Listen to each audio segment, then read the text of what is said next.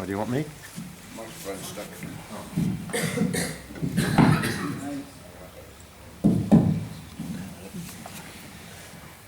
Thank you very much for that introduction, Linda, and I want to recognise the two councillors here, Craig Brown and Phil House, also Diane Mercer-Logan, Martin Ulbricht, who's the employer and MC for today. Thank you for the opportunity to be here and to talk to you on a subject which was clearly set out in the invitation to read. The quotes, the subject will be, of course, Northland. We are concerned that the current government has forgotten about us up here, and we need jobs, upgrade of roads, the railway, and to get industry happening here before all our young people disappear. And the question begs the question also as to why you come to give a speech, and that's the total image or subject you have to cover, because it's pretty comprehensive. But anyway, earlier this year, as you know, I had the privilege of becoming the MP for Northland. Just in case some people think it was an ego trip, I want to remind you I had no need to stand for Northland at all. Nothing in my life would have changed. In fact, it would have been much easier to get around the country. No more increase in anything, excepting as a Northland boy with a background in Waipu. For those of you who go to the monument, or down to the museum there, you'll see the plaque when this building was opened. You will realise that there is a lot to be concerned about in Northland, and it was worth the shot to give it a go and to signify that something could be done for this area. That's not to criticise anyone else who's been working here, but it is a province that has been so marginalised and Cinderellaised that up here, it is clear as daylight, we think second or third best is good enough. And it's not because anybody up here hasn't been doing their job, but it's only so long that you can be put down and forgotten before you maybe you start thinking, well, that's as good as I can get. We see our role up here as helping Northland and the rest of New Zealand to build a secure and prosperous future, which is not a dream. I lived through it when I was a young boy up here, growing up and going to school here. There was no unemployment in the north virtually at all, and the Minister of Labour at the time, in a then national government, so don't get me wrong, ladies and gentlemen, they were good one time. The Minister of Labour, not because he had an elephantine memory, but he knew every unemployed registered person in New Zealand because there were only 29. Not 1,000 or 100, just 29 from Invercargill to Kaitaia. The people of Northland want decent jobs, affordable housing, quality health and education services, and good infrastructure. It doesn't matter whether they're Scots in their background, or Maori, nobody perfect after all, or Welsh or Irish. Those things unite the people up north, wherever you go. That's what they want for their province. And that's what they've always had a right to expect from their province. The fact is that a stable and prosperous future, built on a thriving economy, is not a given. It is not guaranteed for Northland or any other part of the country. And already there are many people in Northland for whom a decent job and a home of their own are beginning to become a fading dream. Right now, New Zealand is taking a path that is a replica, not to the same degree, of the United States and the UK, but a path down which we are enriching the lives of the lucky few, but doing little to protect and promote the well-being of ordinary Kiwis, and in particular the regions, and in particular the older people on fixed incomes. Let's remind ourselves, what has been the biggest issue, enduring issue for the last, say, 6 months? Well, it's about whether we want a flag change or not.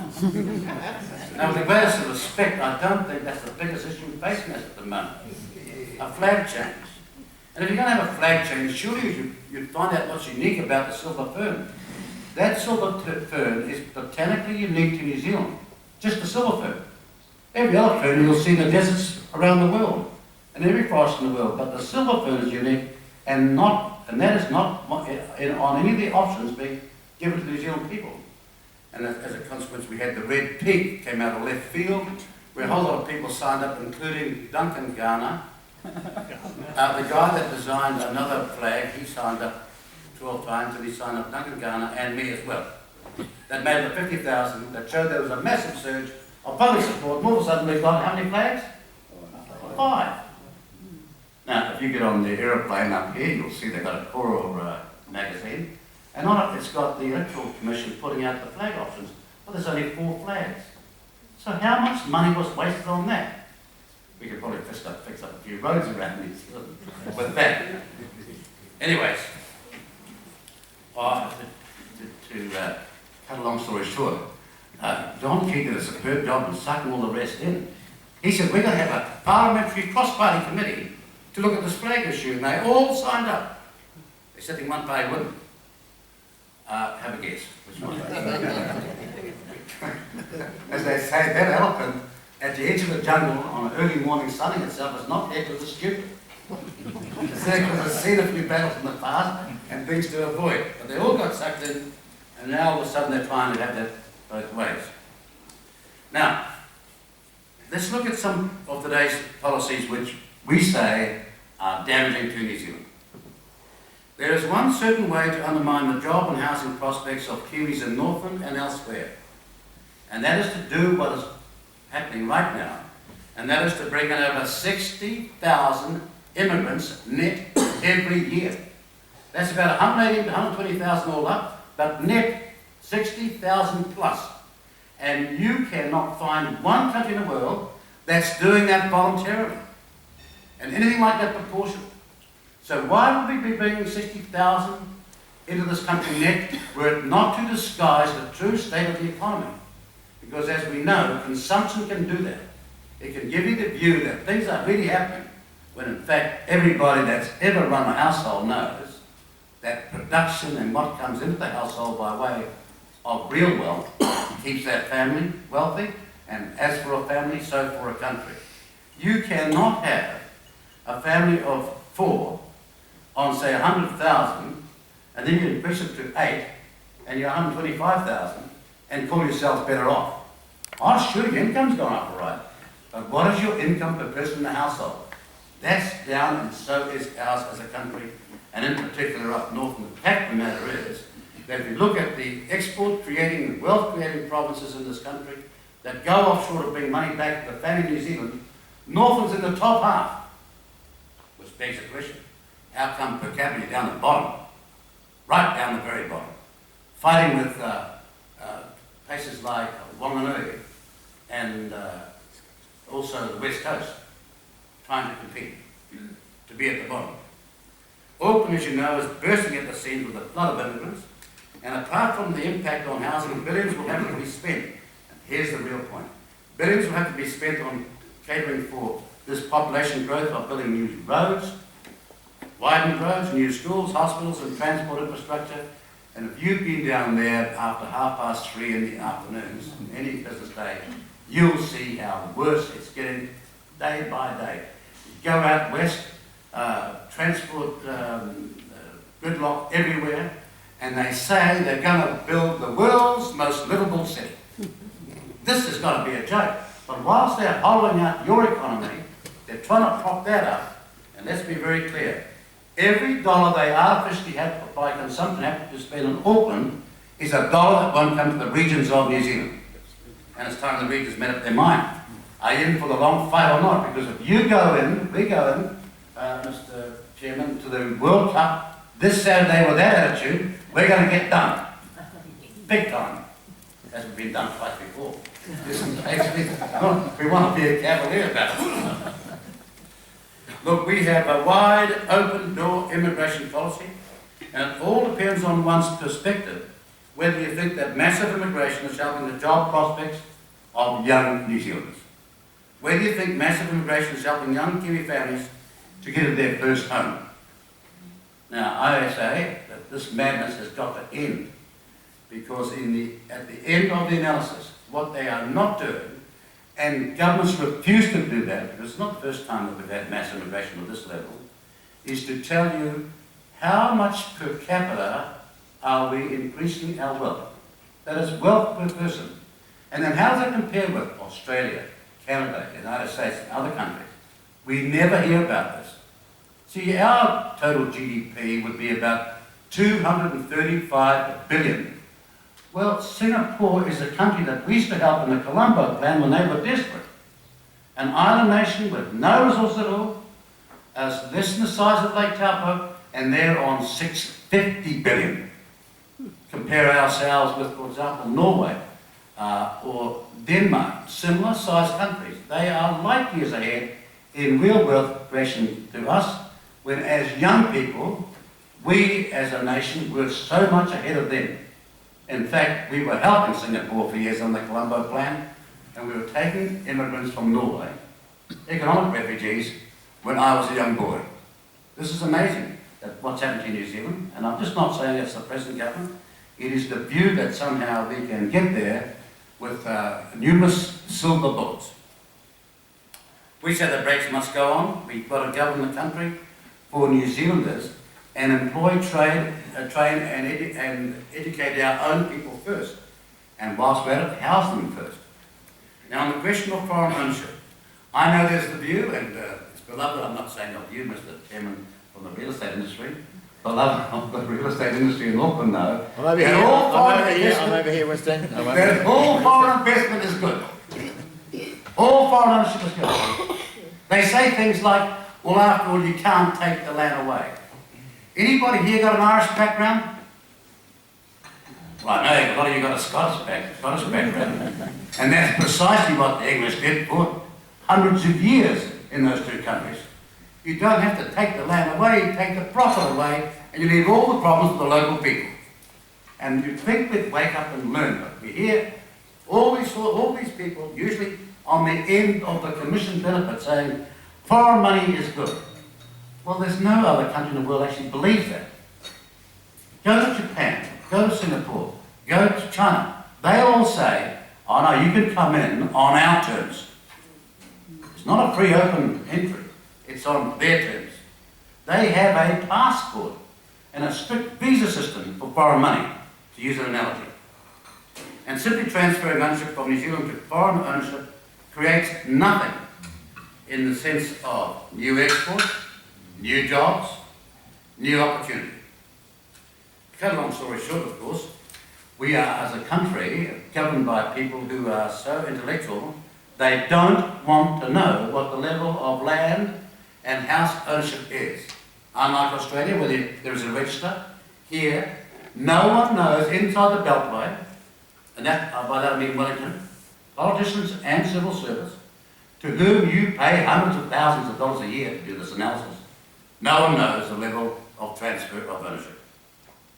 And in 7 years of office, National's only managed to stop one deal. That's significant. Lochinvar. And I'm sure that's because the polls were saying you better get off this train and very fast. You're going to lose some serious votes. So where is the strategy, the plan to address foreign ownership? Well, it does not exist.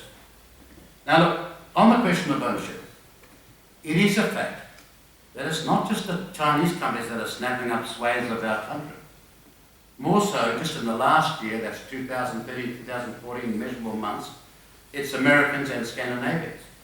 But there is one huge distinction which they are not telling you about. Chinese companies are all owned by the Chinese government. That's not the case in Scandinavia, Luxembourg, anywhere else. But, well, North Korea, this is true. But they're not buying anything here. They're not buying anything from anybody. Back to my point. Chinese companies are all owned by the Chinese government. Try buying land in China. Well, you can't.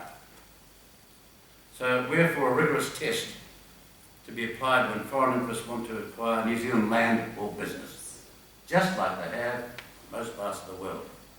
And whilst we're at it, we need to get back to contribute to the Cullen Fund, because it might hurt some people that a fund that was started by Michael Cullen, mainly because he had come to something different to a compulsory savings regime, which he rejected, nevertheless has been a world-class performer.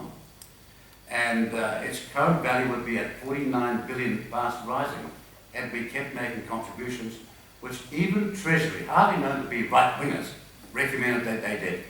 As a consequence, we lost enormous opportunity to get a 16% per annum increase in that wealth. That's their performance rate, and there was no other international savings fund in the last 5 years that has done as well as the current one. Which perhaps suggests that there are some New Zealanders who can actually run things if you hire the right people. Now, we also need to have a boost for savings, and the KiwiSaver Fund, as you know, has had a huge drop-off since the government changed the rules. We have got to get young people saving. You will change the psychology of people and families and cultures if you make them a saver. If after 10 years they can walk down the main street in Whangarei, check into an APN, put their code in, and find how wealthy they are each year, you will change the way these people think.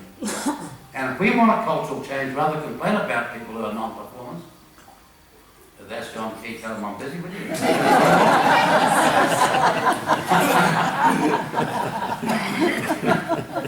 Yeah, I'm going to have to stick to his Klingons. Anyway, you get my point, don't you? But the reality is, those two savings funds have the capacity to reinvest in our country. And other nations did that. That's what Singapore did. That's what even Chile did. A country that wasn't a democracy until 1982, when there was a right-wing coup against the government. But the Chilean super scheme has worked marvellously for them, and it will work for us. Now, on the question of roads, as you know, 31,000 kilometres, or over 31,000 kilometres of the roads in New Zealand are metal roads. And we've got over 10%. So there is a massive infrastructure deficit in Norfolk. We all know that. All roads are significant if you use them for your daily life and livelihood. And we need to see a major campaign to see local roads improve overall road quality and double-lane bridges where practical. It'll improve productivity and road safety significantly. But whilst we're at it, can anybody tell me what on earth we are doing up in Brendan's right now? Was anybody here ready to defend that? I've gone to meetings and asked people, no one's putting their hands up. How much is it going to cost? 17 million. I bet it doesn't. I bet it costs a whole lot more. And rising. I bet it costs a whole lot more. Any money you like. Now, we have got to get our share of the action, and we clearly have not been. Now, on the question of rail, it is critical for Norfolk. That means upgrading the Auckland to Whangarei line, now at frequent parts, at less than 5 k's an hour. It means upgrading it, not closing it by stealth. As things stand, it looks suspiciously like National are hoping that under some pretext and hiding behind KiwiRail's board and some other lousy excuse, like say a storm breaching the line, will allow KiwiRail to mothball the line as a first step to closure. Now, before you rush off and say this guy's being alarmist, this was exactly what happened in the Gisborne to Napier line. It was only 6 million to fix it up, but they said that they did not think it was economically viable. So, am I being alarmist? No, just realistic. You people live here. There's a chip mill at Portland where 50% of the logs come by rail to that chip mill. Many logs used to come from Dartford until, totally unannounced, they shut down the Whangarei to Dartford line. Now, I picked up the Whangarei Advocate after that, and I didn't see a mass protest walking down the street in either Dartford or Whangarei. Like, beat me up, I enjoy it. But isn't it fascinating? No protest whatsoever for a key infrastructure line. Now, they'd already closed it from Kaihu down to Dartford years ago. But that line was critical. No announcement whatsoever. By a board down there in KiwiRail where the head guy's getting over $1 million a year, and he's useless. We all know he is. He just stood down. A new guy's come in, he knows even less. And they have spent millions, like 75 million, on the Cook Strait ferries, and everyone has been a disaster. And they're still carrying on, and no one has been fired or sacked. In fact, they took the Aotearoa across to Singapore, they extended it by 30 metres. Before it left, it wasn't meeting in their sea trials. They get back here, it's infested with rats and a whole lot of other things. They had to fumigate the whole thing. Then they put it out in the harbour again at sea trials and was porpoising through the water. Every maritime guy here and woman here knows, you extend a boat, you better have the struts and all the foundations as safe and secure and as straight as they were in the past. So what happened? 2 propellers fell off. Anybody get fired? No. In fact, they're probably going to get a knife. But my point is, up here, I want to tell you what's happening here. There's a chip mill at Portland where 50% of the logs, I say, come by rail. Many used to come from Dartmoor. That's been stopped because the line was closed. But you mark my words, now there are plans to close the Portland Rail Shunt Connection. Those plans are in place right now, and I'm not speaking off the top of my head. So what do you think comes after you shut the Portland shunt down? Auckland to Whangarei line. And what happens to the port that was, by every other analysis 8 years ago, valued and stated to be the best potential port in this country, Whangarei? Well, it's going to stall where it is, because there is no port in the world of that character or shape and with that topography and on where it is that hasn't got a railway line. And after 40 years, there it is. It can be done. The land's been set aside. There are councils here who are part of it. They know that land's been set aside. So why haven't we got a connection? And why will we even contemplate them doing to Portland what they are doing to that, what they did to Dartmoor? So we've got a fight on our hands. Now, on the question of ports, this port was evaluated 8 years ago to be the one port that it was essential for the North Island, and they said there was one for the South Island. It wasn't Tauranga, and it wasn't Gisborne, and it wasn't, most certainly, Auckland. It was this port, and yet we haven't had the chance to develop it. So it needs to be a serious drive from this part of the world to get a fair go for the first time for a long time. Now, just the other day, if you recall, just about 4 or 5 days ago, there was a massive substation outage at Kaikohe with respect to energy. 30,000 homes and businesses in Northland last weekend not being able to be serviced is simply unacceptable. It screams a lack of infrastructural investment. And it also screams excuses being accepted locally when they shouldn't be. Now, we're not here to make friends with the Chairman. We're here to get something done. So building the economic base of this part of the world is critical. The wood, the processing, the manufacturing, the tourism, which is an export industry. We export our scenery to people coming in, but we have to do much more in terms of investment here, and only by taxation, depreciation, and other policies can we make a change. We cannot go on here with this neutral idea that we'll have the same tax regime all around the country. If we want to change Northland, we're going to argue, as many provincial provinces have to, for a special tax regime. Why is it fair? Because Rotorua, Queenstown, Christchurch and Auckland all got massive tax concessions on the way through. Up here, nothing. Not a cent at all. So, you know, the moral of the story with the dairy collapse is that there's a stark lesson in relying too much on one product. Now, to make Northland really go, though, there are 3 things that have to happen for all the provinces in this country. The Wanganui, even right now, New Plymouth is screaming because its unemployment's risen past 7.8, and that's a leading rural province. But we need the Reserve Bank Act to ensure we have no repeat of the chronically overvalued dollar which damages the export sector. A low dollar helps the export provinces, but it doesn't help foreign banks and foreign-owned insurance companies and the share market. But it helps the people who create wealth for New Zealand.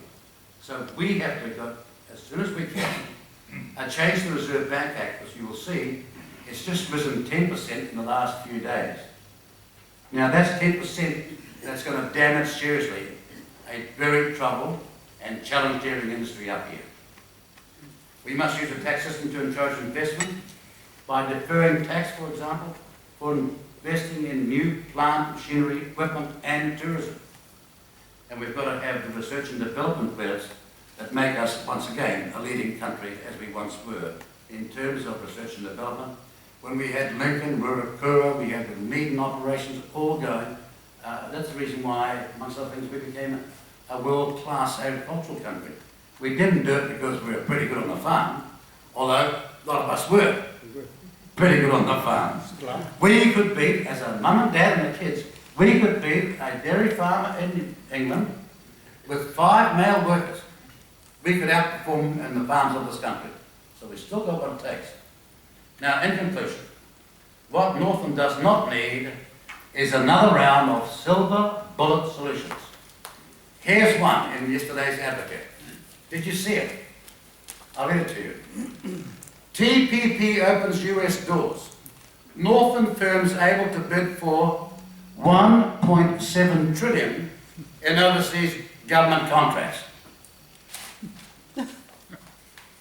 Anybody here know how to express 1.7 trillion? With respect, I don't believe the Advocate knows either. But what on earth would you do shoving this in your front page if you mean business up here? Because I remember 10x.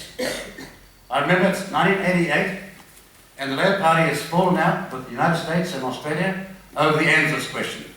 And to try and get some sort of rapprochement or détente going, they entered with Bob Tissot, the then Minister of Defence, the frigate deal for 2 compulsory, 2 optional, and some inshore and offshore vessel construction, where they promised us all that there would be massive benefits for New Zealand by New Zealand companies.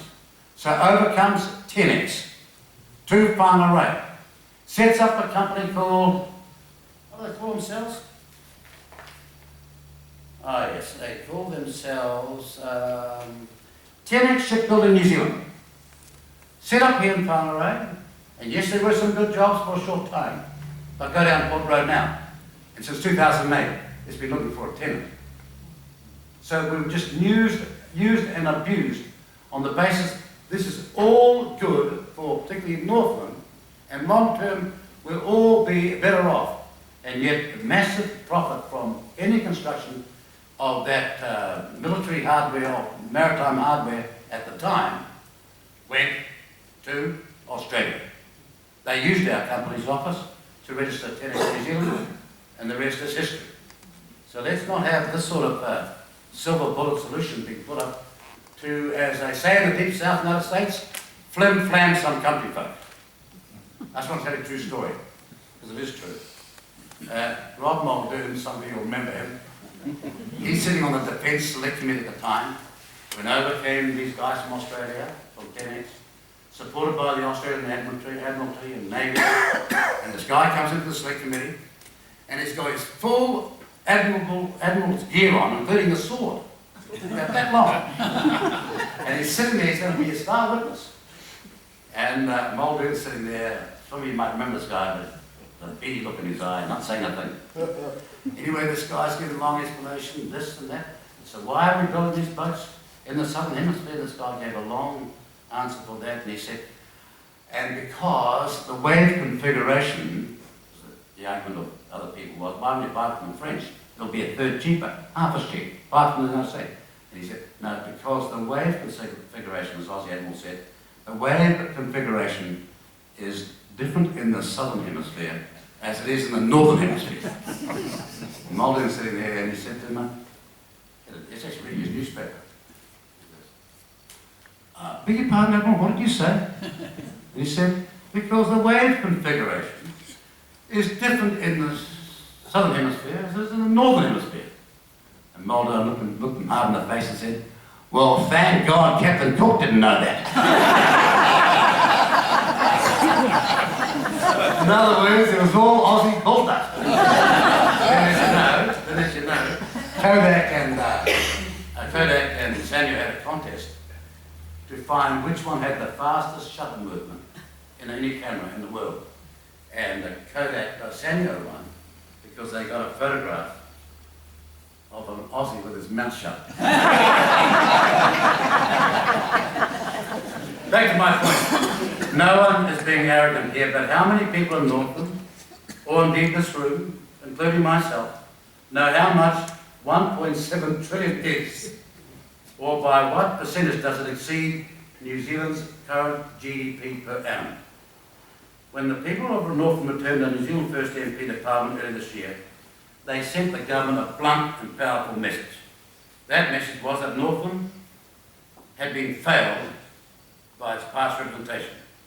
Doesn't mean that people didn't work hard, But when you're being ignored and marginalised and Cinderellaised politically, you know what's not happening to your province. They had years to deliver, but had been found wanting. In contrast, we know who we are here to serve, and it is the ordinary people of this province who are our only hope for the future. Our policies will make a real difference by building a secure and prosperous future for Northland and New Zealand. Much of that is the vision of previous people that were never realised. With the port, and the railway line, and the forestry, and the manufacturing here, that should be here in far greater measure. What we're saying is that Northland wants its rightful share of the country's economic action. And together, we better make up our mind that we're going to get it. Thank you.